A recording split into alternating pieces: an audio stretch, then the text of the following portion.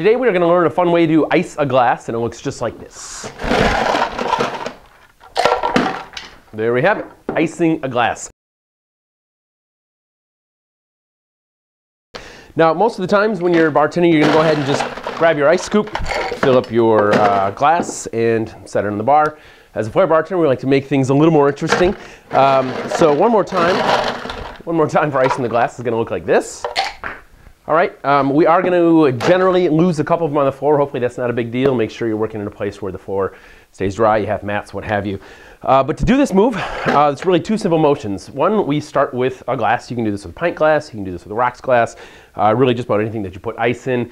I grab a hold of it like so, the thumb and middle finger, or even put my whole hand around it. You want to make sure that your hands are dry, that the glass is dry, because you're doing this motion. You want to make sure that it doesn't go flying out of your hands. So even grabbing a whole grip on it's good.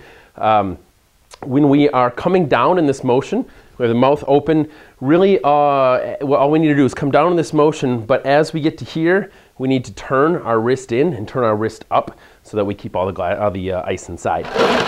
Then the other move with your other hand, with the ice is, I love these big ice scoops. Check them out. I'll either put a link on here or you can check them out in the bar store.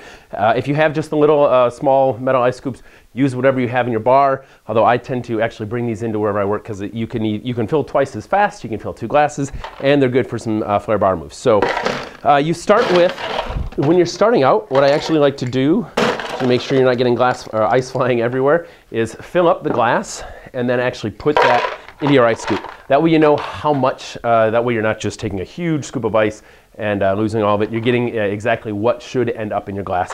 And then from there, I turn just a little bit sideways. If I have it straight up and down and even, the glass is going to kind of fly up and open and everywhere. If I have it slightly at the side, that way I can get everything to kind of stay in line, and it'll make it easier to go ahead and catch everything with the glass. So when you put those together, once you get good at it, you should be able to just kind of eyeball, knowing the size of your glass, how much ice is going to fit in there. And if we do this right, there we have. That is a fun way to ice a glass. Good luck. Practice, practice.